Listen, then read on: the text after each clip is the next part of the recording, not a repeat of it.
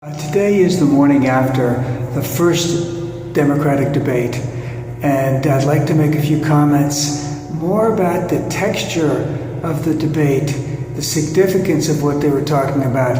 I'd like to bring up number one, it was very clear that Hillary was totally in her element. Bernie was not quite in his element, though he has not debated in a long time. Perhaps by the next debate he'll come on a little bit stronger.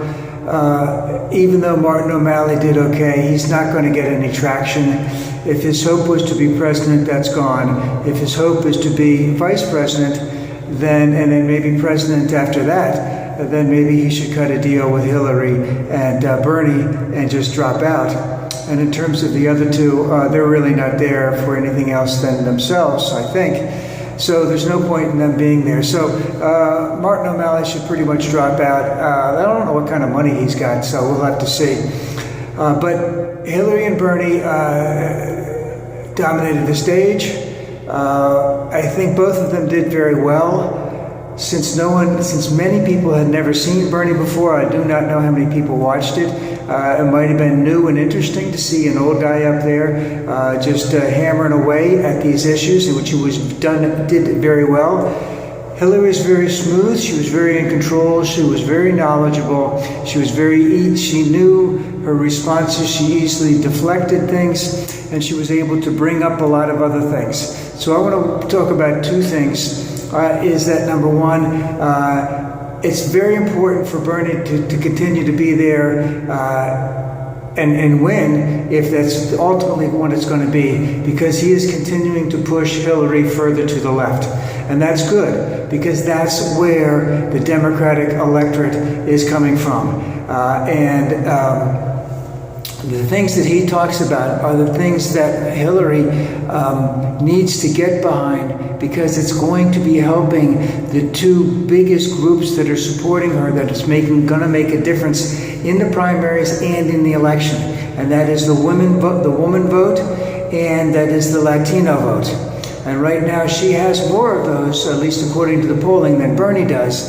So outside of Iowa and New Hampshire, she does well in the southern caucus states. And it would do well for her to continue to going to the left on these types of things. Now, I did see some dramatic differences in terms of how they would handle Wall Street. Anything would be better. How much can actually be done? I don't know in terms of what the Congress may be, and I'm not really sure how much they can do in terms of executive orders. But anything is better than what it is right now, and I'm not really sure. Breaking up the banks, I think that would be a good thing. Can we monitor them much more closely? Yeah, I guess we could do that too. So we have a few differences. And one other thing is that, as we know, that the Republicans, if you line them all up and you just put them all in a hat and pick one of them, they'd have the exact same issues as every other one. Maybe a little bit different on it, a little bit here and there. And that's pretty much true with Democrats, though it does show that Bernie is willing to go hard left, because that's pretty much where he's always been. And the question is, can he get enough of a backing? Can he get enough people behind him that he can bring about these changes, either through executive order or by getting enough people in the House and the Senate to vote for these types of things? So we'll have to see on all of that. But I think that it's bringing up a couple interesting points. And that is, number one, Bernie has a few things that he's got to get together in terms of his gun control issue, and in terms of what type of a commander-in-chief that he would be, because I do believe he said that he was a conscientious objector during the Vietnam War. And of course, it doesn't make him any difference than Dick Cheney. Cheney went back out and was quite the chicken hawk. But that will be a big thing. That will be a big thing among the Republicans, because the Republicans will be blathering all over the place about how they're going to change the makeup of the Middle East, which is never going to happen. So he has gun control, he has being commander-in-chief, and he can't be on the defensive on those things like he was last night.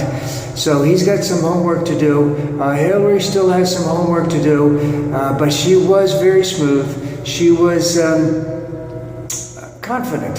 She was very knowledgeable about her subject. She had done her homework, and I do think the biggest thing about her is she was at times talking past her audience, talking to those in the general election, when the comparison will only be Hillary, if it is Hillary against the Republican nominee. So she was already thinking ahead. A good way to approach her angle. And if we look at it a couple ways, Bernie, you could say, won in the sense that he was able to get now before a national audience. And anyone who didn't see it, who wants to follow it a little bit, will have a chance to follow it and see about Bernie. His negatives were he was a little bit on the defensive on those things. Hillary looked awfully good. She had the most to gain in the sense, and she also had the most to lose. And the reason is that if she didn't have a good debate, and not that it would be all over, but that's what the press would say. The press seems to have this bon air about taking Hillary down incredibly. Hopefully, and I don't think that happened at all yesterday. I think she did very, very well. Now the question is, we still have a lot of time to go. A lot can happen. Martin O'Malley could get some traction somewhere, but it looks like it's going to be Bernie and Hillary. And basically the question is, will Hillary lean further to the left to make their differences even less? And will that allow, and will she stay to the left when it comes to the general election? Will she stay to the left if she actually gets nominated? Because we know Bernie would continue to stay where he is. He would not change. So we'll see.